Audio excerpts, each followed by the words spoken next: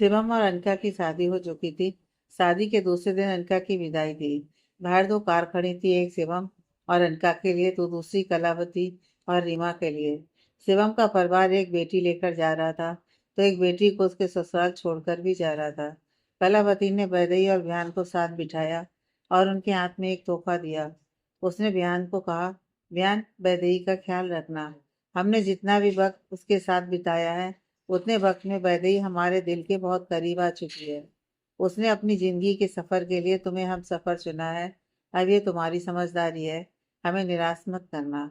बिहान ने कलावती से कहा, आप चिंता मत करिए, वैदेही को यहाँ किसी भी चीज की कमी नहीं होगी। वैदेही की नजरें शिवम को ढूंढ रही थी, लेकिन वो कहीं भी दिखाई नहीं दे रहा था। वो अपनी जगह से उठी और शिवम को ढूंढने लगी। उसने देखा शिवम बाहर कार के पास खड़ा था। वो वहां जाकर उसके सामने खड़ी हो गई। तुम मुझे बाय बोले बिना ही चले जाओगे? शिवम ने वैदेही से कहा। तुम अब मुझे पहले की तरह दोस्त नहीं मानती हो। तुम्हें मेरे जाने से कोई फर्क पड़ेगा? तुमने अपना रास्ता अलग कर दिया। अब तुम हमारे परिवार से निकलकर अपने आप खुद का परिवार बना रही हो। तुम्हारी बातों से लग रहा है कि तुम मेरी शादी से खुश नहीं हो। तुम खुद चाहते थे ना कि मैं किसी से शादी करूं, अपनी लाइफ को एक मौका दूं। अकेले रहने से अच्छा है किसी के साथ रहना अच्छा होता है, वैदेही ने कहा। शिवम हंस पड़ा। तो मेरी बातें मुझे ही सुनाकर मुझे चुप करवा रही हो? ठीक है, तो तुमसे बस एक सवाल ईमानदारी से जवाब देना। वैसे तो मैं कसम नहीं मानता हूँ, लेकिन तुम मानती हो तो तुम मेरी कसम खाकर कहो कि क्या तुम बिहान से प्यार करती हो? शिवम के सवाल से वैदेही चुप हो गई। उसने बिहान को देखा, जो घर में सबसे बात कर रहा था। उसने कहा, हाँ, मैं उससे बहुत प्यार करती हूँ। यह वही इंसान है जिसे मैंने हमेशा अपनी जिंदगी में चाहा है। आज वो मेरे पास है। मेरी जिंदगी में खुशियां वापस आ गई हैं। शिवम को वैदेही की बात पर यकीन नहीं हो रहा था, क्योंकि उसके हिसाब से बिहान और वैदेही को मिले सिर्फ 15 दिन हुए थे। लेकिन उसे वैदेही की आंखों में कहीं ना कहीं सच्चाई नजर आ रही थी। शिवम ने वैदेही से पूछा, तुमने अपनी बीमारी के बारे में उसे बताया? ये एक बहुत जरूरी बात है जो उसे पता होनी चाहिए, तभी वो तुम्हारी मदद कर पाएगा। डॉक्टर जावेदा से उसकी बात करवा देना, वैदेही ने शिवम को रोकते हुए कहा। शिवम प्लीज, इस बारे में तुम ध्यान से कोई बात नहीं करोगे। जो भी है मैं देख लूंगी। शिवम ने नाराजगी जताई। इसका मतलब कि तुमने उसे कुछ नहीं बताया? तुम्हें ये छुपाना नहीं चाहिए। ये रिस्की हो सकता है। अगर कभी तुम्हें दौरा पड़ा तो कोई तो होना चाहिए तुम्हें संभालने के लिए, वैदेही ने शिवम को कहा। प्लीज शिवम, धीरे बात करो। मैं नहीं चाहती कि यह बात यहाँ किसी को पता चले। तुम प्रॉमिस करो कि तुम मेरी बीमारी के बारे में ध्यान से कुछ नहीं कहोगे। प्रॉमिस करो मुझे। शिवम ने गुस्से में कहा। सोचना भी मत, मैं ऐसा कोई प्रॉमिस नहीं करने वाला। लेकिन तुम्हें मैं एक चांस देता हूँ। तुम खुद उसे सब बताओ और समझाओ। ये एक दोस्त की तरफ से तुम्हें सलाह है, लेकिन अगर तुमने ये नहीं किया तो मुझे मजबूरन बीच में आना पड़ेगा और उसे सब बताना पड़ेगा। ये एक डॉक्टर का वादा है तुमसे। शिवम ने वैदेही को दो चॉइस दी और वहां से चला गया। शिवम की बात सुन वैदेही बहुत टेंशन में आ गई थी। मुझे बयान को कुछ नहीं बताना। शिवम को यह करने से रोकना होगा, लेकिन कैसे? शिवम और उसकी फैमिली अनका को लेकर वहां से चली जाती है। वैदेही शिवम की बात से टेंशन में थी। तभी बिहान उसके पास आकर पूछता है, क्या हुआ? वो शिवम। वैदेही ने बिहान को देखा तो वो चुप हो गई। वैदेही के मुंह से शिवम का नाम सुन बिहान का मूड फिर से खराब हो गया। वो खुद में ही बड़बड़ाया, पता नहीं इसके सर से शिवम का भूत कब जाएगा। बिहान ने वैदेही से कहा, शिवम और अनका की शादी हो चुकी है तो प्लीज उन्हें अकेला छोड़ दो। वैदेही ने बिहान की बात को इग्नोर किया और वहां से घर के अंदर चली गई और सीधे कमरे में जाकर बैठ गई। उसने जो अपना नया मोबाइल लिया था, उसमें उसने ईयरफोन लगाकर गाना सुनने लगी, ताकि कोई भी टेंशन वाली बात से उसकी तबीयत खराब ना हो जाए। उसे वहीं बैठे बैठे कब नींद आ गई उसे पता भी नहीं चला। ध्यान जब कमरे में आया तो उसने वैदेही को सोफे पर सोया हुआ पाया। उसने उसे इग्नोर कर वहां से जाने की कोशिश की, लेकिन उसका दिल नहीं माना और वो जाते हुए रुक गया। उसने वैदेही के कानों से धीरे से ईयरफोन निकाले और एक कंबल लिया और वैदेही को उड़ा दिया। बयान वैदेही को बस यूं ही देखता रहा। कितने साल हो गए तुम्हें ऐसे देखे हुए? तुम्हें परेशान कर रहा हूं ना मैं? जानता हूँ, लेकिन इसकी जिम्मेदार भी तुम खुद हो। मैं तुम्हारी ये बेकार जिद को पूरा नहीं होने दूंगा। तुमने मेरे साथ जो किया सो किया, लेकिन अब बात अनिका की है। मैं तुम्हें उसकी जिंदगी बर्बाद नहीं करने दूंगा। बयान बेड पर जाकर सो गया। उसके जाते ही वैदेही ने अपनी आंखें खोली। उसने सब कुछ सुन लिया था। वो मन ही मन बुदबुदाई, काश तुम मुझे कभी समझ पाते। तुम्हारा ये अविश्वास ही हम दोनों के बीच की दूरियों का कारण है। पता नहीं कब तुम्हें सच्चाई का एहसास होगा। अब तो यही किस्मत है मेरी। प्यार के साथ रहूंगी, लेकिन हम दोनों के बीच कभी प्यार नहीं होगा। ये एक साल बहुत ही मुश्किल होने वाला है। क्या मैं बियान की सोच बदल पाऊंगी? अगले दिन बियान जब अपनी नींद से जागा तो देखा वैदेही अपनी जगह पर नहीं थी। वो उठा और अलमारी से अपने कपड़े निकाल कर नहाने चला गया। उसने अंदर जाने के बाद अपना टी शर्ट निकाल दी और आईने के सामने जाकर खड़ा हो गया। उसने चेहरे पर शेविंग क्रीम लगाई और सेव करने लगा। उसने आधी सेव की ही थी कि तभी किसी ने बाथरूम का दरवाजा खोल दिया। बिहान ने देखा वो वैदेही ही थी। उसने चिढ़ते हुए कहा, तुम तुम बिना नॉक किए अंदर कैसे आ सकती हो? वैदेही ने देखा बिहान शर्टलेस था। उसने अपनी बॉडी को अच्छे से मेंटेन करके रखा था। उसके सिक्स पैक एब्स देख वैदेही होश खो बैठी। बिहान ने वैदेही से कहा, वैदेही तुम ऐसे घूर क्यों रही हो? जाओ यहाँ से। बिहान की बात सुन वैदेही वहां से चली गई, लेकिन कुछ ही मिनट में वो वापस आई और दरवाजे के पास एक स्टूल लेकर बैठ गई। बिहान ने हैरानी से वैदेही को देखा। वैदेही, ये क्या हरकत है? तुम फिर से यहाँ क्या कर रही हो?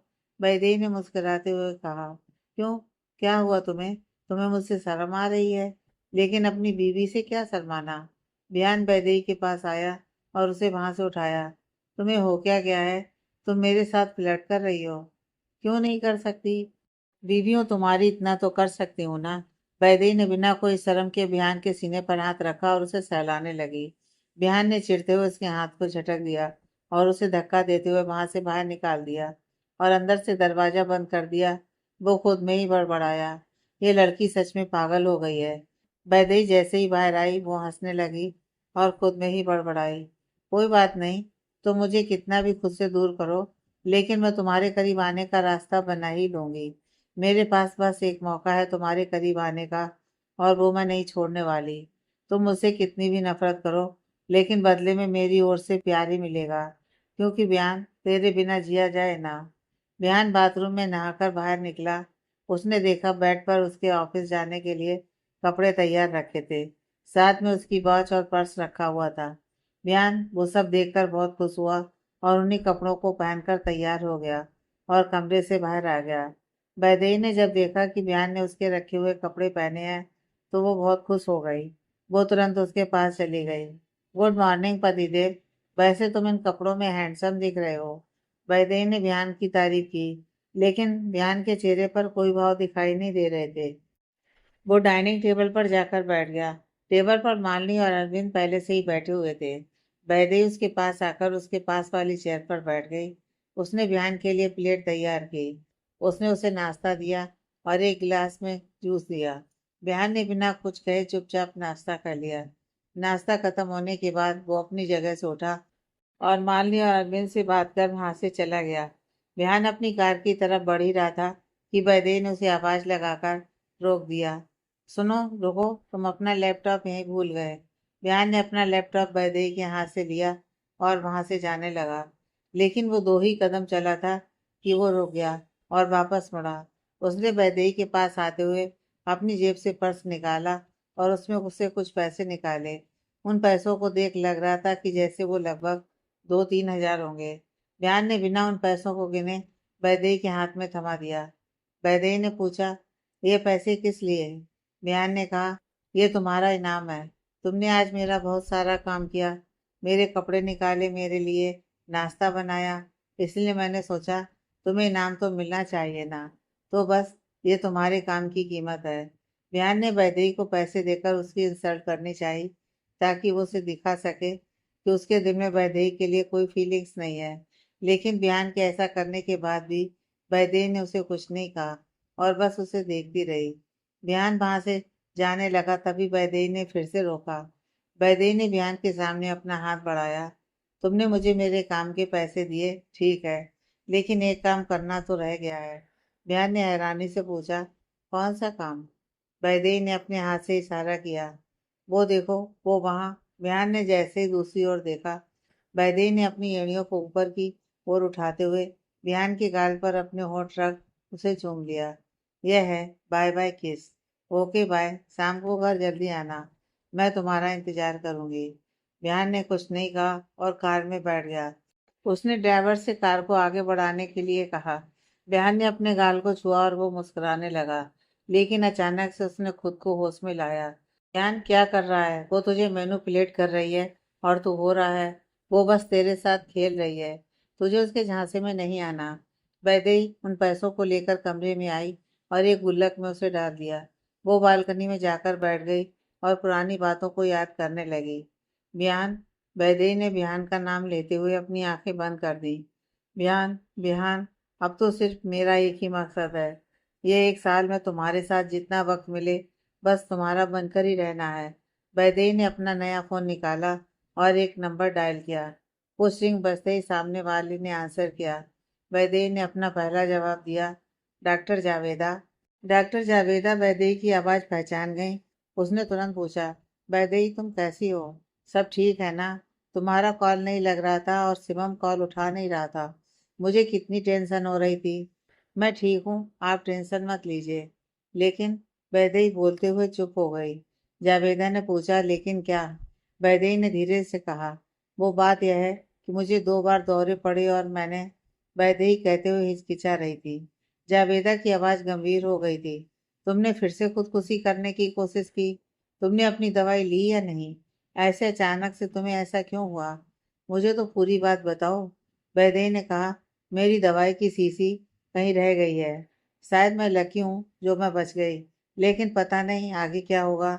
क्या आप मुझसे मिलने आ सकती हैं? जावेदा ने कहा, ठीक है, मैं कल आ जाऊंगी। कल तक संभाल लो। तुम बस खुद को शांत रखो और हो सके तो किसी काम में खुद को बिजी रखो। ठीक है। वैदेही ने कॉल कट कर दिया और एक गहरी सांस ली। वो कमरे से बाहर निकली और मालिनी को ढूंढने लगी। उसने देखा मालिनी अपने कमरे में थी। उसने दरवाजा खटखटाया। वैदेही को देख मालिनी ने मुंह फेर लिया। वैदेही ने धीरे से कहा, वो मैं पूछने आई थी कि खाने में क्या बनाऊं। मालिनी ने अकड़ते हुए कहा, तुम्हें कुछ भी करने की जरूरत नहीं है। इस घर में बहुत सारे नौकर हैं, वो कर लेंगे। वैदेही को महसूस हुआ कि मालिनी उसे पसंद नहीं करती है और उससे नाराज है।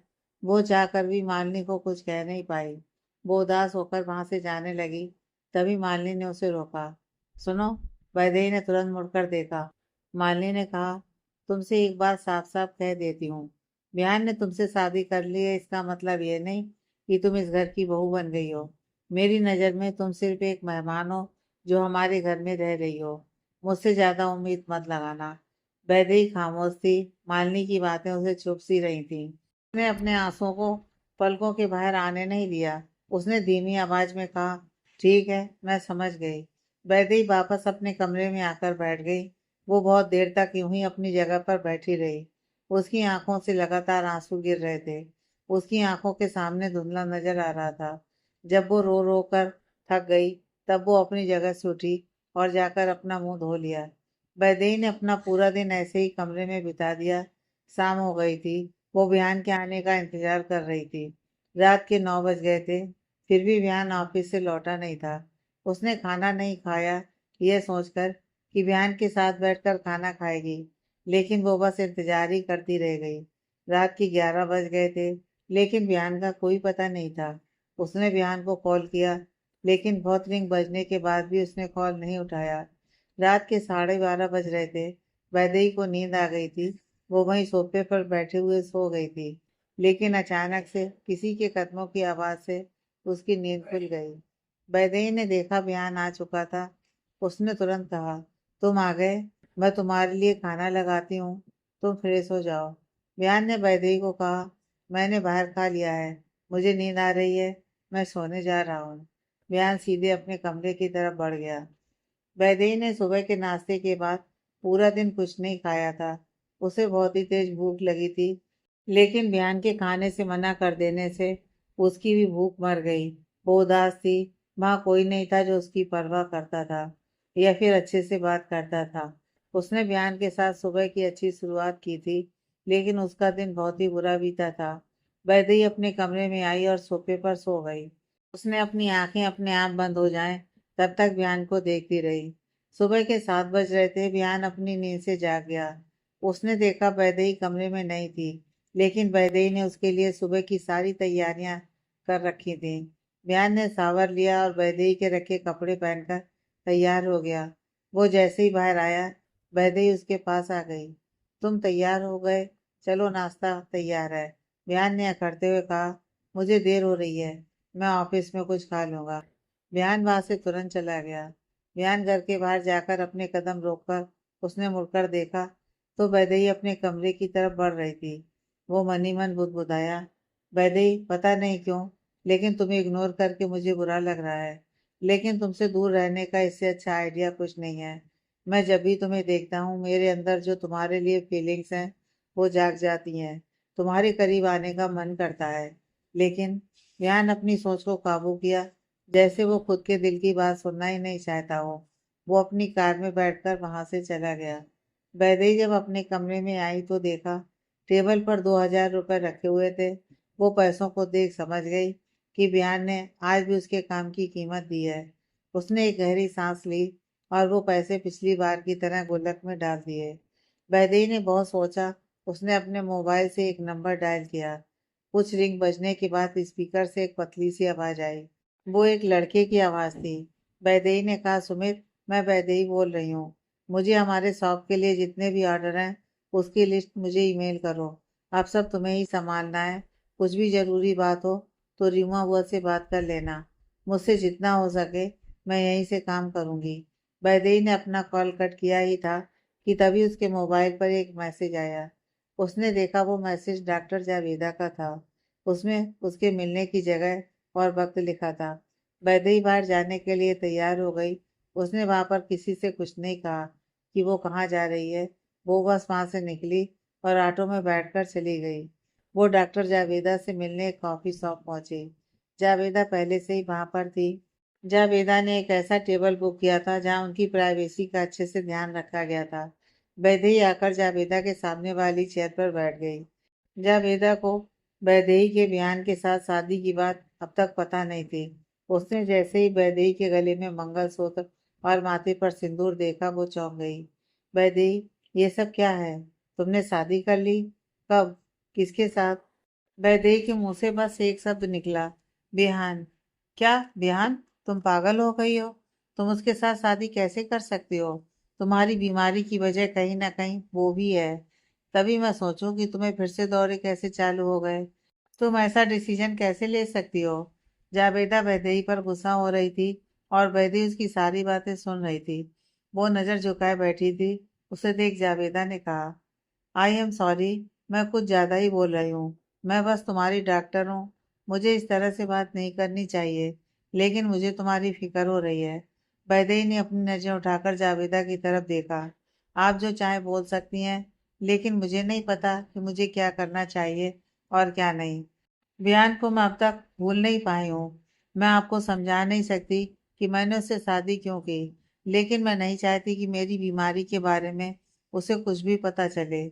आप बस मुझे मेरी दवाइयाँ दे दीजिए ताकि मैं खुद का आपा ना खो बैठूं और उसे कुछ पता ना चले। जावेदा ने एक गहरी सांस ली और अपने पर्स से एक शीशी निकाली और वैदेही की तरफ बढ़ाई। ये लो तुम्हारी दवाइयाँ। लेकिन तुम्हें पता है ना कि तुम्हें दवाइयों से ज्यादा खुद को खुश रखने की जरूरत है। तुम्हें प्यार की जरूरत है और तुमने उस इंसान से शादी की जो तुम्हें प्यार नहीं करता। मैं बस तुम्हें समझा सकती हूँ। देखो वैदेही, तुम्हें वो करना चाहिए जिससे तुम्हें खुशी मिलती हो। अगर तुम्हारी खुशी बयान के साथ रहने में है तो तुम्हें रहना चाहिए। लेकिन तुम्हें देख ऐसा लग रहा है जैसे तुम खुश नहीं हो। मेरा काम है तुम्हें बचाना, इसलिए मैंने जो भी समझाया है उसे ध्यान में रखना। जावेदा वहां से चली गई। वैदेही बहुत देर तक वहीं बैठी रही। वैदेही ने उसके लिए और जावेदा के लिए कॉफी का ऑर्डर दिया था। उसने उसका बिल पे किया और अपना पर्स कंधे पर लटकाए वहां से चली गई। वो कॉफी शॉप से बाहर आई और ऑटो ढूंढने लगी, लेकिन अचानक से उसका सर भारी सा हो गया और उसे अपनी आंखों के सामने धुंधला सा नजर आने लगा। लेकिन उन धुंधली परछाइयों में उसे एक चेहरा दिखाई दे रहा था। उसके मुंह से निकला, छोटू। वैदेही को जहाँ सर में तेज दर्द हो रहा था, वो अचानक से वो गायब हो गया और वो सामने खड़े एक छोटे लड़के को देखकर मुस्कुराने लगी। उसे अपने सामने अपना छोटा भाई दिखाई दे रहा था। वो उसे बुला रहा था। वैदेही अपने छोटे भाई को सामने देख उसके पीछे जाने लगी। वो होश में नहीं थी। उसे नहीं पता था कि वो क्या कर रही है। वैदेही को थोड़ा सा भी एहसास नहीं था कि वो रोड की तरफ बढ़ रही थी। बहुत सारी गाड़ियां रास्ते पर चल रही थीं, लेकिन वैदेही बस चली जा रही थी। वैदेही बीच रास्ते में थी, तभी अचानक से एक बड़ी कार वहां से कुछ दूरी से आ रही थी। वो वैदेही को टक्कर मारने ही वाली थी कि तभी किसी ने वैदेही को पकड़ लिया और बड़ी ही तेजी से उसे खींच लिया। वैदेही उस अनजान शख्स के साथ जमीन पर गिर पड़ी। उसे होश नहीं था, लेकिन उसका भ्रम टूट चुका था। उसके अपने मुंह से निकला, बिहान। वैदेही बिहान का नाम लेते ही बेहोश हो गई। वैदेही गहरी नींद से जाग रही थी। उसे सब धुंधला नजर आ रहा था। वो जैसे तैसे उठने की कोशिश की, तभी किसी ने उसे उठने में मदद की। उसने देखा एक औरत उसके पास थी। वो एक अनजान चेहरा था। वैदेही ने अपनी दबी दबी आवाज में पूछा, कौन है आप? मैं इस वक्त कहाँ हूँ? वो औरत उम्र में बड़ी थी। उसने एक प्लेन ब्लैक साड़ी पहनी हुई थी। उसने कहा, जी मैं सावित्री हूँ। हमारे अश्विन बाबा आपको यहाँ लेकर आए हैं। आप 3 घंटे से बेहोश थी। डॉक्टर ने आपको चेक किया है और आराम करने के लिए कहा है। वैदेही घबरा गई। क्या 3 घंटे से बेहोश थी? मुझे घर जाना चाहिए। वैदेही वहां से उठकर जाने लगी। तभी वहां वही औरत ने उसे रोकने की कोशिश की। सावित्री ने वैदेही को पकड़कर वापस बिठा दिया। देखिए, आप अभी कमजोर हैं। आपको कुछ देर आराम करना चाहिए। आपके कोई फैमिली मेंबर्स का नंबर दीजिए, मैं उन्हें बुला लूंगी। वैदेही यहाँ वहाँ अपना पर्स ढूंढने लगी। ये देख सावित्री समझ गई और उसने तुरंत वैदेही का पर्स उसके हाथ में दे दिया। वैदेही ने उनमें से अपना मोबाइल निकाला और बिहान को कॉल किया, लेकिन बिहान ने कॉल नहीं उठाया। उसने दूसरी बार ट्राई किया, लेकिन उसके बाद भी उसने कॉल नहीं उठाया। वैदेही को लगा कि बिहान को उसकी कोई परवाह नहीं है। उसकी आंखें भर आईं। उसने अपना मोबाइल वापस पर्स में रख दिया और वहां से उठ गई। वैदेही वहां से जाने लगी। वो दरवाजे के बाहर जाने ही वाली थी कि तभी एक पतला सा शख्स उसके सामने आकर खड़ा हो गया। वो कुछ 30 साल का होगा। उसके थोड़े छोटे बाल थे। व्हाइट कोट में उसने हाथों में रॉयल घड़ी पहनी हुई थी। काली आंखें और सीधी नाक, पतले मुलायम होंठ। वो वैदेही को देख रहा था। उसने वैदेही से कहा, आप क्या कर रही हैं? आप ठीक नहीं हैं? आप बैठ जाइए। आप अकेले नहीं जा सकती।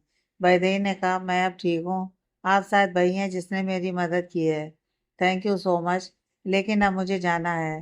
सामने खड़े शख्स ने वैदेही को रोकते हुए कहा, प्लीज आप ऐसे ना जाएं। आप कहें तो मैं आपको आपके घर छोड़ आता हूँ, या फिर आप किसी को लेने के लिए बुला सकती हैं। वैदेही को याद आया कि बिहान को उसने कॉल किया था, लेकिन उसने उठाया नहीं था। ये याद करते उसे बहुत गुस्सा आ रहा था। उसने कहा, कोई ज़रूरत नहीं है, ना आपको आने की और ना ही किसी को बुलाने की। मैं खुद का ख्याल रख सकती हूँ। आप प्लीज मुझे बस जाने दीजिए। सामने खड़े शख्स को वैदेही की चिंता हो रही थी, क्योंकि वैदेही उस वक्त कमजोर दिख रही थी। वो नहीं चाहता था कि वैदेही अकेली जाए। उसने उसे समझाने की कोशिश की। आप अकेले नहीं जा सकती। आप अपने पति को क्यों नहीं बुला लेती?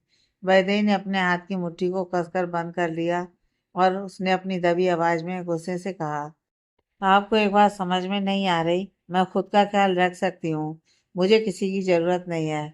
आपका बहुत थैंक यू हेल्प के लिए, लेकिन अब मैं ठीक हूँ और मैं यहाँ से जाना चाहती हूँ। ठीक है, मैं आपको रोकूंगा नहीं। आप मेरे साथ नहीं जाना चाहती तो ठीक है, मैं आपके लिए एक ऑटो बुला देता हूँ। आप उसमें चली जाइए। सामने खड़ा शख्स वैदेही के जवाब का इंतजार कर रहा था। वैदेही कमजोरी महसूस कर रही थी, इसलिए वो मान गई। उसके लिए ऑटो बुलाया गया और वो उसमें बैठ गई। उसने जाने से पहले अश्विन को कहा, थैंक यू मेरी हेल्प के लिए, और सॉरी मैंने आपसे बदतमीजी की। आई होप आप समझेंगे। वैदेही ने ऑटो वाले को चलने के लिए कहा। अश्विन वहीं खड़ा ऑटो को जाते हुए देख रहा था। उसे वैदेही को यूं अकेला छोड़ना ठीक नहीं लग रहा था, लेकिन वैदेही की जिद के आगे उसकी एक न चली। वो वापस अपने घर के अंदर चला गया। वैदेही आधे घंटे बाद अपने घर पहुंची। उसने ऑटो वाले को पैसे दिए और घर के अंदर चली आई। उसने देखा मालिनी हॉल में बैठी हुई है, लेकिन उसने वैदेही को कुछ नहीं कहा। वैदेही भी बिना कुछ बोले अपने कमरे की तरफ बढ़ गई। रात के 8 बजे हुए थे। वो जैसे ही कमरे में गई उसने देखा बयान पहले से ही कमरे में बैठा हुआ था। वैदेही ने उसे इग्नोर करके जाना ही सही समझा। वो सीधे बाथरूम की तरफ बढ़ने लगी, लेकिन बयान ने उसे सवाल करते हुए रोक दिया। कहाँ गई थी? वैदेही ने बयान का सवाल सुनने के बाद वो वहां रुक गई, लेकिन उसने कोई जवाब नहीं दिया और फिर से आगे बढ़ने लगी। बयान ने उसे फिर से पूछा, मैंने तुमसे कुछ पूछा है? कहाँ थी तुम? वैदेही ने गुस्से में अपने हाथ की मुट्ठी कस ली और बयान की तरफ देखा। क्यों पूछ रहे हो? किस रिश्ते से पूछ रहे हो? ओ हाँ, तुमने मुझसे शादी की है तो तुम्हारा हक बनता है मुझसे सवाल करने का। क्यों, है ना? क्या मुझे इजाजत है तुमसे सवाल करने का? मुझे बताओ कि आज मैंने तुम्हें 2 बार कॉल किया तो तुमने क्यों नहीं उठाया? ध्यान ने अकड़ते हुए जवाब दिया कि मैं मीटिंग में बिजी था। वैदेही खिल्ली उड़ाते हुए हल्का सा हंसी। मीटिंग में थे? तुम्हारे पास अच्छा बहाना है मुझे इग्नोर करने के लिए। मुझे बताओ कि अगर रास्ते में मुझे कुछ हो जाता तो क्या उसके बाद भी तुम मुझे ऐसे इग्नोर करते? इतनी नफरत करते हो मुझसे? क्यों बयान, क्यों? हर बार मैं तुमसे उम्मीद लगाती हूँ कि तुम मेरे लिए आओगे और मेरे लिए खड़े रहोगे, लेकिन हर बार तुम मेरी उम्मीद तोड़ देते हो। हमारी शादी तुम्हारी मर्जी से हुई थी, बस शादी हो गई, घर में लेकर रह गए, बस काम हो गया। अब मैं इस घर में एक सामान की तरह पड़ी हूँ जिसे कोई देखता भी नहीं। सब कुछ तुम्हारे प्लान के हिसाब से हो रहा है। क्या तुम अब खुश हो? अब मैं तुम्हारे घर में तुम्हारे कमरे में हूँ, लेकिन उसके बाद भी तुम मुझे देखते ही नहीं। मुझे लगा हमारा फिर से मिलना एक इत्तेफाक था, लेकिन जैसे भी हालातों में हमने शादी की हो, लेकिन उसके बाद भी एक उम्मीद जगी कि हम दोनों साथ हो सकते हैं। नहीं हो सकते हम साथ, समझी? तुम ये सपना देखना छोड़ दो, बयान ने ऊंची आवाज में कहा। तुमने ये सोचा, ये तुम्हारी सबसे बड़ी गलत फहमी है। तुमने जिस कदर मेरा दिल तोड़ा उसके बाद तुम मुझसे उम्मीद भी कैसे लगा सकती हो कि हम साथ हो सकते हैं? मेरी नफरत की वजह सिर्फ तुम हो। तुम थी जिसने मेरा भरोसा तोड़ा था। तुम थी जिसने धोखा दिया। तुम थी जिसने मेरा दिल तोड़ा। तुमने पहले भी मेरे जज्बातों के साथ खेला था और आज भी तुम वही कर रही हो। हाँ, मैं तुम्हें इग्नोर कर रहा हूँ क्योंकि मैं तुम्हें जब भी देखता हूँ मुझे सिर्फ तुम्हारा दिया हुआ धोखा याद आता है। बयान गुस्से में वैदेही को देख रहा था। वैदेही गुस्से में चिल्लाई, नहीं दिया मैंने कोई धोखा तुम्हें। मुझ पर भरोसा क्यों नहीं है? क्यों तुम्हें अपने प्यार पर भरोसा नहीं है? सच सच बताओ, तुम आज भी मुझसे प्यार करते हो ना? मेरी तरफ देखो बयान, बस एक बार, सिर्फ एक बार मुझ पर विश्वास करके मेरी बात सुनो, ताकि मैं तुम्हें बता सकूं कि 5 साल पहले जो हुआ वो बस एक गलत फहमी थी। बयान की आंखों से भी आंसू बह रहे थे। उसने अपने आंसुओं को पोंछा और कहा, ठीक है, मैं तुम्हें एक मौका देता हूँ। मुझे बताओ उस वक्त तुम राहुल से मिलने होटल रूम में गई थी या नहीं? हाँ गई थी, लेकिन वैदेही आगे कुछ बोल पाती उससे पहले ही बयान ने दूसरा सवाल किया, क्या तुमने उससे पैसे मांगे थे? बयान वैदेही के जवाब का इंतजार करने लगा। वैदेही ने कहा, हाँ मांगे थे, लेकिन उसकी वजह एक वजह थी। मैं तुम्हें उसी वजह के बारे में बताना चाहती हूँ। बयान ने बीच में बोलते हुए कहा, वजह मैं बताता हूँ। वजह यह थी कि तुम्हारे अंदर पैसों का लालच जाग गया था, इसलिए तुमने राहुल को ब्लैकमेल किया और उससे पैसे मांगे। वैदेही ने बयान की बात को काटते हुए कहा, यह झूठ है। ये सब राहुल की बनाई कहानी थी जो उसने तुम्हें सुनाई। उन पैसों की मांगने की वजह मेरा। वैदेही कहते हुए चुप हो गई। क्यों, क्या हुआ? कोई झूठ सूझ नहीं रहा? अब तुम्हारी किसी भी झूठ का असर मुझ पर नहीं होने वाला। आज तुमने बात निकाली ही है तो मैं भी बोल देता हूँ। तुम अपने दिमाग में यह बात बिठा लो कि मेरे दिल में तुम्हारे लिए कोई फीलिंग्स बची नहीं है। तुम बस यहाँ हो क्योंकि तुम्हें अनिका और शिवम से दूर रखना था, और वो मैं कर चुका हूँ। अब हम जितने भी वक्त साथ हैं बस ऐसे ही रहेंगे। बिहान वहां से जाने लगा। ये देख वैदेही ने कहा, तुमने कभी सच्चाई जानने की कोशिश नहीं की, लेकिन अगर तुम्हें किसी दिन यह पता चले कि मैंने कुछ नहीं किया, जो भी हुआ था वो बस गलतफहमी थी, मैंने तुम्हें कभी धोखा नहीं दिया था, तो क्या तब भी तुम यही कहोगे कि हम कभी साथ नहीं हो सकते? मुझे मेरे प्यार को साबित करने के लिए सबूत चाहिए, लेकिन वो मेरे पास नहीं है। लेकिन क्या तुम्हारा प्यार सबूत का मोहताज है? क्या दिल से निकली आवाज का कोई मोल नहीं है तुम्हारे लिए? क्या मेरी आंखों में तुम्हें फरेब दिखता है बयान? अगर मैं कहूँ कि ये दिल आज भी सिर्फ तुम्हें चाहता है, तो क्या तुम मेरे साथ नई शुरुआत कर पाओगे? बिहान जाते हुए रुक गया। वो खामोश था, उसने एक शब्द नहीं कहा। उसकी आंखें भी आंसुओं से भरी हुई थीं। उसने अपने होठों को दबाकर रखा था। वो उसके पास जवाब नहीं था, लेकिन वैदेही के सवाल से वो सोचने पर मजबूर हो गया। बिहान कुछ कह पाता उससे पहले ही उसे कुछ जोर से गिरता हुआ सुनाई दिया। उसने मुड़कर देखा तो वैदेही फर्श पर पड़ी हुई थी। वैदेही ने खुद की ताकत खो दी थी। वो खुद को संभाल नहीं पाई और फर्श पर गिर पड़ी। बयान जैसे ही वैदेही को देखा, वो तेजी से उसकी ओर बढ़ा। बयान ने वैदेही को अपनी बाहों में लिया। वैदेही, क्या हुआ तुम्हें? होश में आओ वैदेही। बयान ने वैदेही को छूकर देखा। इसे तो तेज बुखार है। बयान ने वैदेही को वहां से उठाया और बेड पर सुला दिया।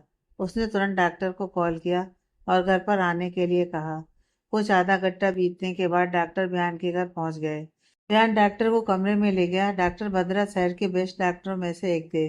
वो जैसे ही कमरे में आकर वैदेही को देखा, उन्होंने कहा, अरे ये यहाँ? बयान ने हैरानी से पूछा, आप वैदेही को जानते हैं? डॉक्टर वैदेही को चेक करने लगा। उसने कहा, मैंने जानता तो नहीं, लेकिन आज शाम को ही मैंने इनका इलाज किया है।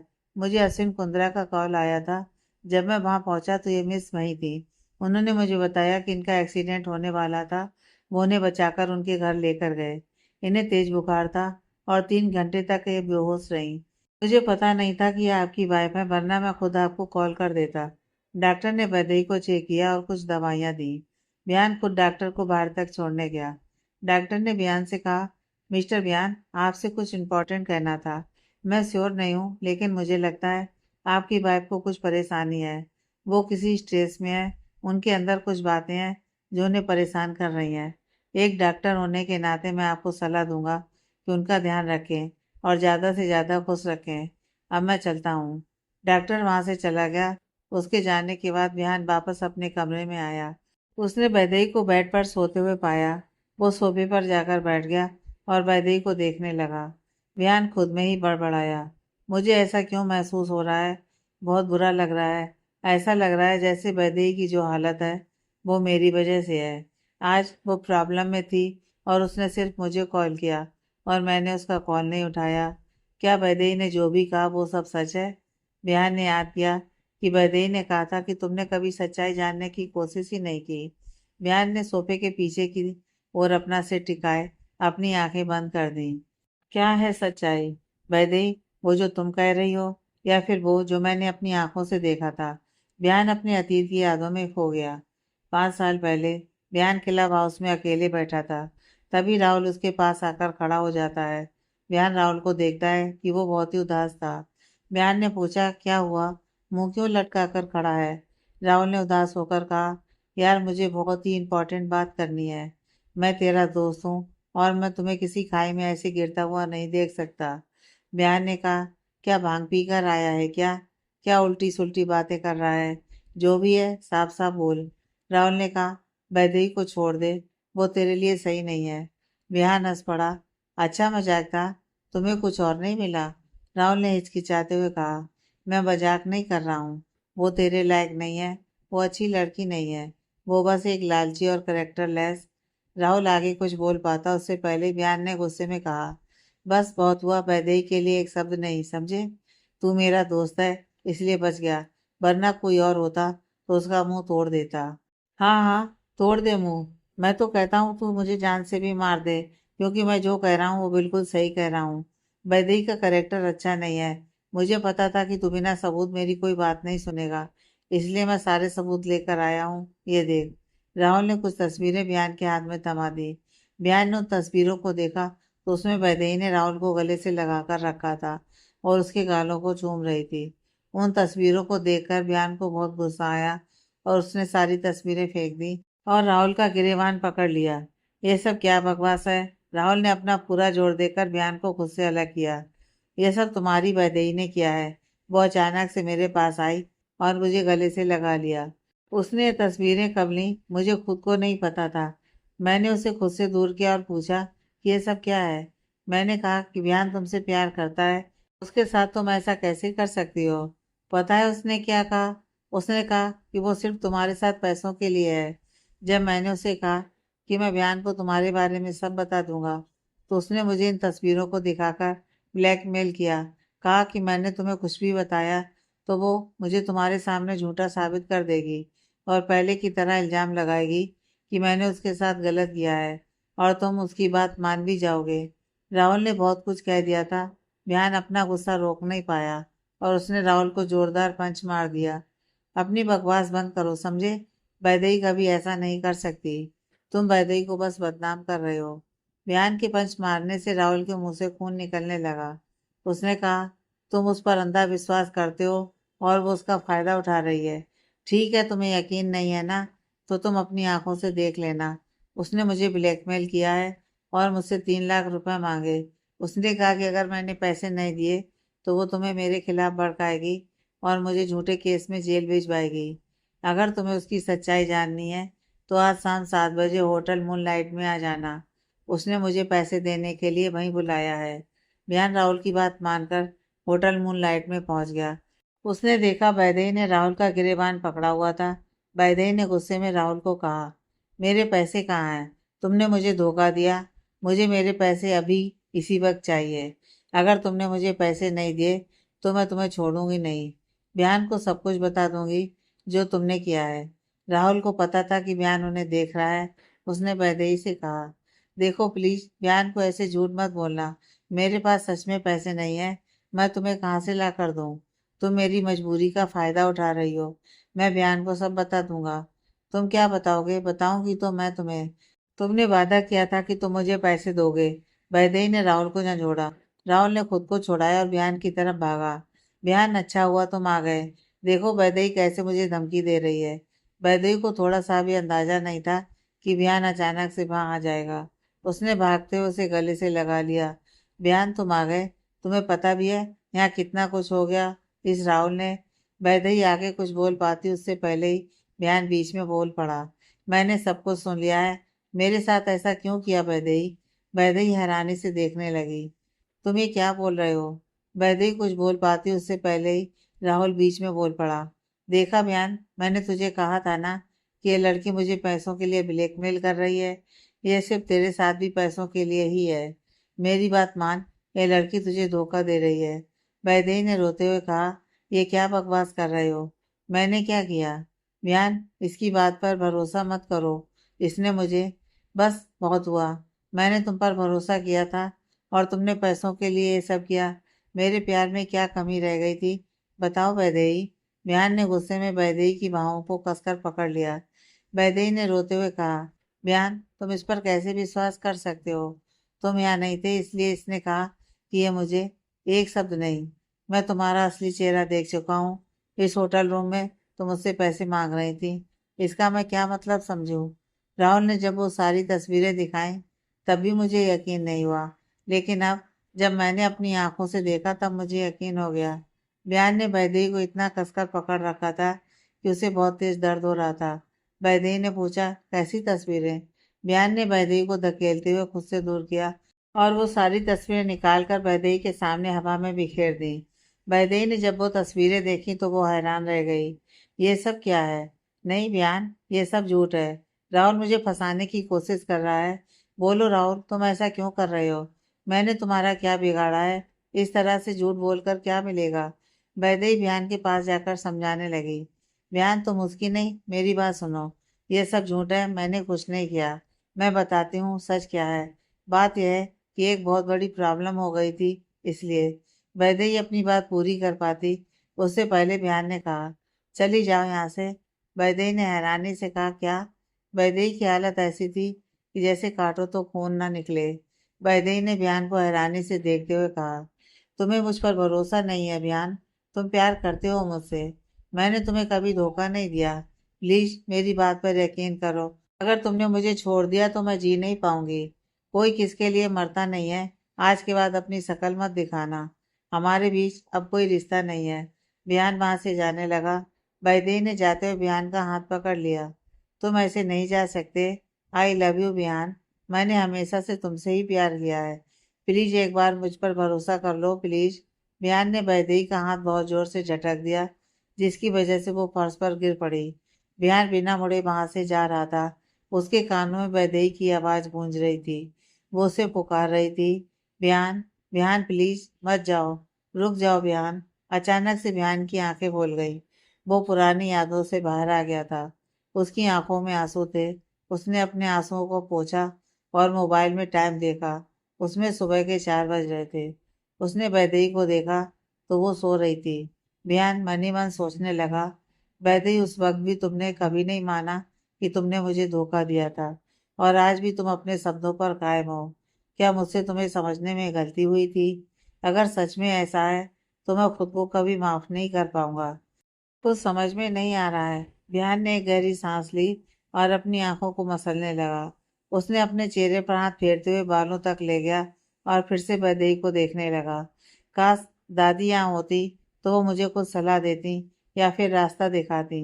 सुबह के 5 बजे जैसे ही बिहान की आंख लग गई, वो गहरी नींद में सो गया। ठीक 8 बजे वैदेही की आंख खुली। उसने खुद को बिहान के बेड पर पाया। उसने देखा बिहान सोफे पर सो रहा है। वो उठ गई। उसका बुखार उतर चुका था, लेकिन हल्की सी कमजोरी अभी भी थी। लेकिन वो उठी और बाथरूम में जाकर नहा लिया। जब वो बाहर आई तो देखा बिहान अभी भी सो रहा था। वो तैयार हो गई और नीचे जाकर अपने लिए चाय बनाई और साथ ही छोटा सा केक भी बनाया और वापस अपने कमरे में चली गई। उसने वो केक एक पेपर बॉक्स में रखा और कमरे में टेबल पर रख दिया। वैदेही बालकनी में जाकर खड़ी हो गई। उसने सुबह की हल्की धूप को देख एक चुस्की ली और एक गहरी सांस ली। अगर कुछ टेंशन ना हो तो यह सब कुछ कितना खूबसूरत दिखता है। मेरा पास्ट तो था ही बेकार, और फ्यूचर का कोई अता पता नहीं है।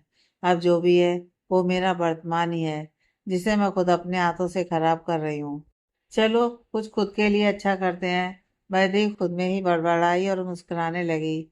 बिहान की नींद टूट चुकी थी। उसने उठते ही वैदेही को ढूंढा। उसने देखा वैदेही बालकनी में खड़ी चाय की चुस्की ले रही थी। वैदेही की पीठ उसकी तरफ थी, लेकिन उसकी हवा में उड़ते बाल वो देख पा रहा था। उसका एक तरफ का चेहरा सूरज की रोशनी से चमक रहा था। वो वैदेही के पास जाने लगा, लेकिन तभी उसका पैर किसी में फंस गया और वो गिरते हुए बचा। लेकिन उसके मुंह से आह निकल गया, जिससे वैदेही ने मुड़कर देखा। वैदेही ने देखा बयान जाग गया है तो वो उसके पास चली गई। उसने धीरे से कहा, गुड मॉर्निंग। रात के इतने बड़े बहस के बाद वैदेही ने सुबह गुड मॉर्निंग विश किया। यह देख बिहान हैरान था, लेकिन बिहान कुछ बोल पाता उससे पहले ही वैदेही ने जो केक बनाया था वो लाकर बिहान को दिया। वैदेही ने कहा, यह मैंने तुम्हारे लिए बनाया है। हाँ जानती हूँ तुम नहीं खाओगे, लेकिन फिर भी बनाया। तुम चाहो तो इसे बाहर जाकर फेंक देना। यह मेरी तरफ से सॉरी और थैंक यू है। तुम सोच रहे होगे कि रात के इतने झगड़े के बाद मैं तुम्हारे साथ अच्छे से बात कैसे कर सकती हूँ, लेकिन सच कहूँ तो कल रात की बहस के बाद ही मुझे एहसास हुआ कि मैं तुम्हारी लाइफ में खुद को जबरदस्ती लाने की कोशिश कर रही थी। इसके लिए मैं तुम्हें सॉरी बोल रही हूँ, और थैंक यू इस बात के लिए कि तुमने मुझे एहसास दिलाया कि मैं अब तुम्हारी ज़िंदगी का हिस्सा कभी नहीं बन सकती। आज मैं तुमसे पक्का वाला प्रॉमिस करती हूँ कि मैं खुद को तुम पर कभी नहीं थोपूंगी। ये 1 साल हम सिर्फ रूममेट्स रहेंगे। इसके अलावा हमारा और कोई रिश्ता नहीं होगा। हो सके तो तुम भी मुझसे और मेरे मामले से दूर रहना। हाँ जानती हूँ तुम मुझसे दूर ही रहते हो और मेरा चेहरा भी देखना नहीं चाहते, लेकिन जिस तरह से रात को मेरी तबीयत खराब हो गई थी और तुमने मुझे संभाला, मेरी केयर की, वो सब मत करना। मैं जैसी भी रहूंगी खुद को संभाल लूंगी। वैदेही ने वो केक का डिब्बा वहीं बेड पर रख दिया और कमरे से बाहर चली गई। बयान बहुत देर तक उस डिब्बे को घूरता रहा। उसके पास बोलने के लिए कुछ था, ना ही कुछ सोचने के लिए। वो बहुत थका हुआ महसूस कर रहा था। वो उस डिब्बे को वहीं रखकर शावर लेने चला गया। वो जब वापस आया तो देखा रोज जो वैदेही कपड़े निकाल कर रखती आज वो नहीं थे। वो कबर्ड में अपने कपड़े निकालने लगा। उसने जैसे ही कबर्ड खोला उसने देखा उसमें वैदेही के कपड़े नहीं थे। उसने कबर्ड के बाहर देखा तो वैदेही का सूटकेस रखा था। बयान खुद में ही बड़बड़ाया, वो अपनी बात के लिए सीरियस है। बयान तैयार हो गया और वहां से जाने लगा, लेकिन अचानक से वो रुका और मुड़कर देखा। उसकी नज़र वैदेही के दिए केक के डिब्बे पर गई। वो वापस उसके पास गया और उसे उठा लिया। बयान चुपचाप अपने ऑफिस के लिए निकल गया। वो जैसे ही अपने ऑफिस पहुंचा सीधे जाकर अपने केबिन में बैठ गया। उसने अमेरिका में रहते हुए इंडिया में भी अपनी ब्रांच खोली थी, जिसे उसका बिजनेस पार्टनर कमल राणा संभाल रहा था। बिहान अपनी जगह पर बैठ गया और वैदेही के डिब्बे को खोला। उसमें रखे केक को वो बस घूरता रहा और वैदेही ने सुबह जो भी कहा था वो याद कर रहा था। ध्यान अपने में ही खोया हुआ था कि तभी किसी ने उसके केबिन का दरवाजा खटखटाया। बाहर से एक नौजवान आदमी अंदर आया। वो बयान का बिजनेस पार्टनर कमल था। उसने अंदर आते ही बयान को कहा, बयान, इंटरव्यू की सारी तैयारियां हो गई हैं। अब तुम्हें ही उनमें से एक को अपनी सेक्रेटरी के लिए चुनना होगा। चलो चलते हैं। कमल के बोलने के बाद भी बयान ने कोई रिएक्ट नहीं किया और बस केक को घूरता रहा। उसे ऐसा करते देख कमल वहीं पर बैठ गया और केक की तरफ अपना हाथ बढ़ाया। अरे वाह, तुम केक लाए हो, मुझे भी दो। कमल केक को हाथ लगा पाता उससे पहले ही बयान ने वो केक उठाकर साइड रख दिया। छूना भी मत इसे, ये मेरा है। कमल हैरान रह गया। ऐसा भी क्या है इस केक में जो तुम इतना केयर कर रहे हो? ओह, मैं समझ गया, ये हमारी भाभी जी ने बनाया है ना? वैसे हमसे भी जान पहचान करवाओ, हम भी तो देखें हमारे बिजनेस पार्टनर की लाइफ पार्टनर कैसी दिखती है। कमल की बात सुन बयान वैदेही को याद कर मुस्कुराने लगा, लेकिन अच्छे से वो होश में आया और बात बदलते हुए कहा, तुम्हें कुछ काम है या नहीं? पता नहीं, लेकिन मुझे बहुत काम है। तो तुम जा सकते हो, इंटरव्यू तुम खुद देख लेना। कमल वहां से जाने लगा। तभी बयान ने उसे रोका। सुनो, एक बात बताओ, क्या तुमने किसी को गलत फहमी के चलते गलत समझ लिया हो और गुस्सा किया, और जब तुम्हें पता चले कि वो गलत नहीं था बल्कि तुम थे, तो तुम क्या करोगे? बयान की बात सुन कमल हैरान सा होकर उसे देखता रहा। उसकी सारी बातें दिमाग में याद कर सोचने लगा कि बयान ने क्या कहा। फिर उसने कहा, अगर गलती मेरी होगी तो मैं माफ़ी ज़रूर मांगूंगा और हो सके उतना कोशिश करूंगा कि वो आगे चलकर मेरी वजह से हर्ट ना हो। मुझे नहीं पता कि तुम किसकी बात कर रहे हो, लेकिन ज़रूर वो तुम्हारे लिए कोई स्पेशल होगा। मुझे लगता है कि तुम्हें उसे खुद से दूर नहीं करना चाहिए और हर्ट भी नहीं करना चाहिए। एक गुलाब के पौधे में लगे कांटे गुलाब को नुकसान नहीं पहुंचाते, बल्कि उसकी रक्षा करते हैं। जबकि उसे पता होता है कि एक दिन गुलाब किसी और के पास चला जाएगा, फिर भी वो उसकी रक्षा करते हैं।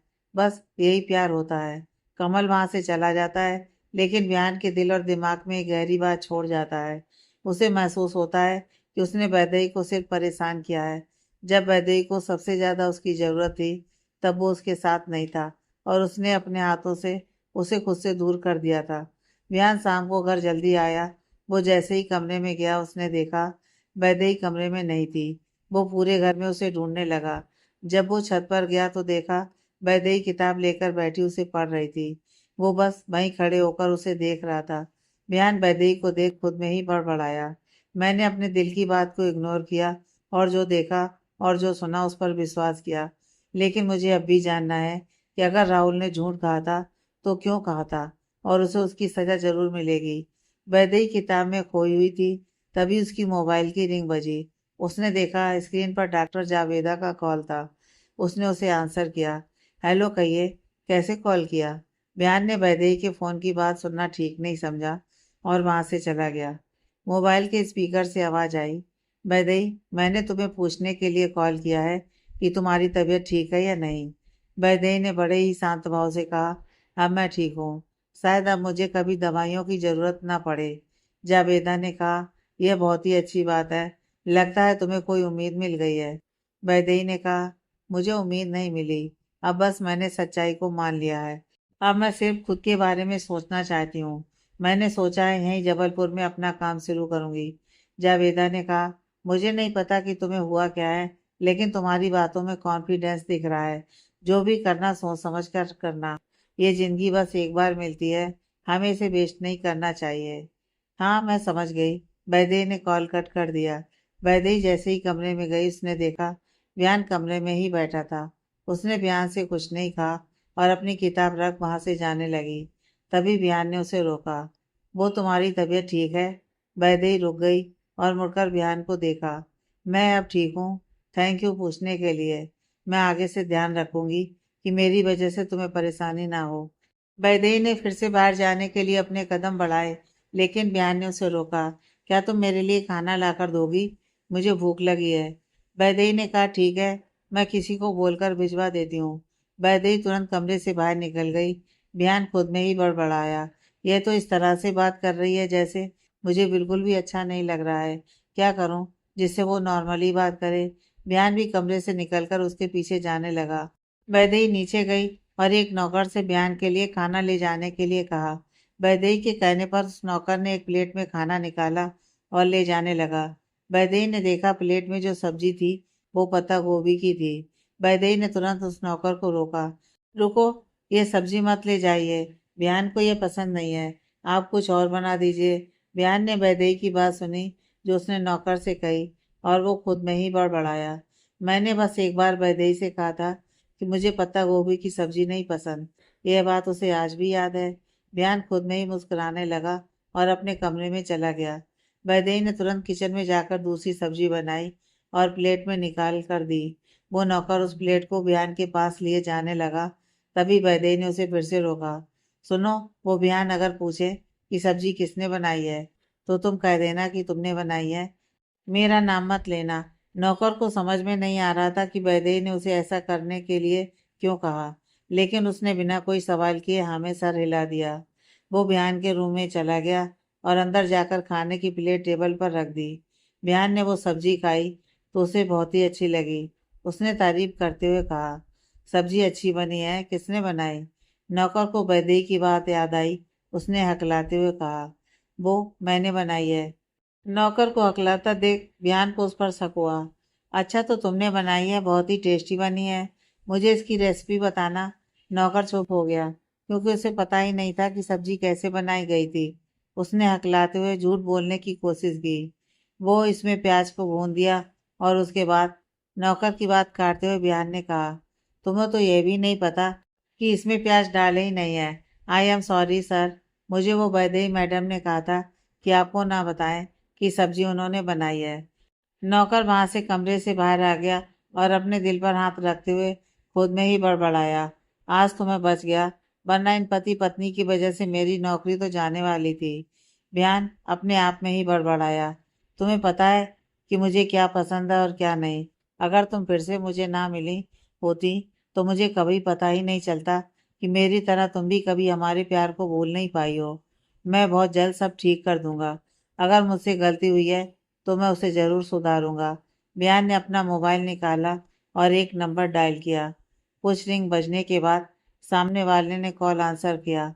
बयान ने कहा, मैं बयान बोल रहा हूँ, मेरा एक काम करो, पता लगाओ कि राहुल इस वक्त कहाँ है और क्या कर रहा है। बयान ने कॉल कट कर दिया। कुछ देर में वैदेही कमरे में गई। उसने देखा बयान ने खाना खा लिया था और वो बाथरूम में था। वैदेही ने अपने लिए एक पिलो और ब्लैंकेट लिया और सोफे पर जाकर बैठ गई। बयान जब बाथरूम से बाहर आया तो देखा वैदेही आंखें बंद कर सोफे पर बैठी थी और उसने कानों में ईयरफोन लगाकर म्यूजिक सुन रही थी। बयान ने अपना लैपटॉप निकाला और अपने बेड पर जाकर अपना काम करने लगा। वो बहुत देर तक काम करता रहा। आधी रात होने को थी और उसकी आंखें भारी हो गई थी, इसलिए वो भी सो गया। आगे की कहानी नेक्स्ट पार्ट में।